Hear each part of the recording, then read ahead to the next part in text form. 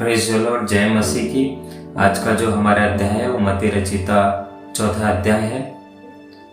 तब उस समय आत्मा यीशु को जंगल में ले गया ताकि इब्लीस से उसकी परीक्षा हो। वह 40 दिन और 40 रात निराहार रहा। अंत में उसे भूख लगी। तब परखने वाले ने पास आकर उससे कहा, यदि तू परमेश्वर का पुत्र है तो कह दे कि ये पत्थर रोटियां बन जाए। उसने उत्तर दिया कि लिखा है कि मनुष्य केवल रोटी ही से नहीं परंतु हर एक वचन जो परमेश्वर के मुख से निकलता है जीवित रहेगा।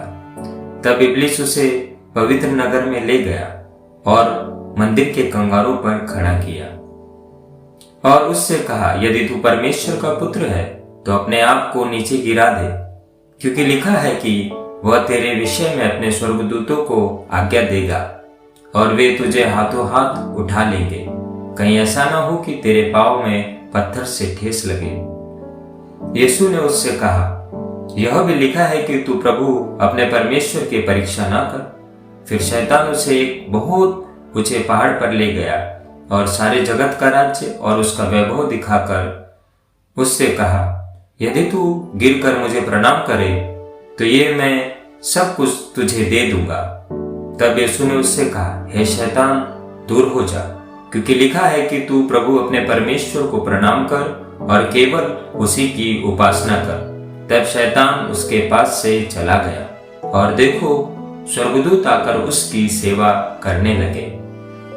जब उसने यह सुना कि यूहन्ना पकड़वा दिया गया तो वह गलील को चला गया और नासरत को छोड़कर कफरनहूम में जो झील के किनारे जबूलून और नप्तली के देश में है जाकर रहने लगा, ताकि जो यशायाह भविष्यद्वक्ता के द्वारा कहा गया था वह पूरा हो कि जबूलून और नप्तली देश के झील के मार्ग से यरदन के पार अन्य जातियों का गलील।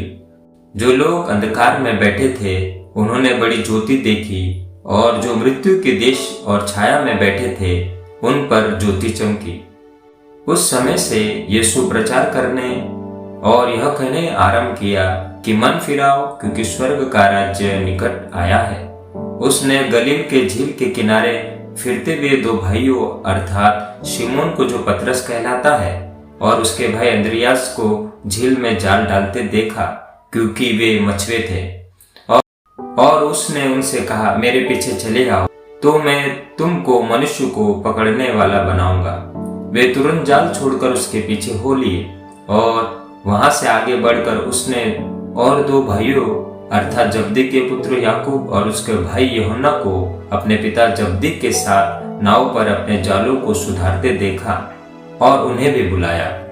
वे तुरंत नाव और अपने पिता को छोड़कर उसके पीछे हो लिए।